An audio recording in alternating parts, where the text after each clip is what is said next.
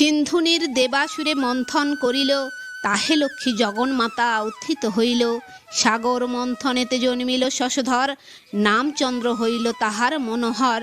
হইল চন্দ্রের পুত্র বুধমতিমান, পুরুরবা নামে হইল তাহার সন্তান।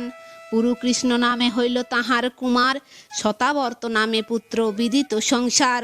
আর্যাবর্ত নামে হইল তাহার তনয়, সেপদী নামেতে তাঁর পুত্র মহাশয়। বাণ নামে পুত্র হলো জানে সর্বজন, রেত নামে তার পুত্র অতি বিচক্ষণ। ধব নামে তার পুত্র বিদিত ভূমণ্ডলে, স্বর্গ নামে পুত্র তার সর্বলোকে বলে। পুত্র স্বর্গ রাজার সে সর্বনাম ধর, হৈ হয় নামেতে তাঁর পুত্র মনোহর। হৈ হয়ের নন্দন অর্জুন নাম ধরে, নিমি নামে তার পুত্র তুলনা অমরে।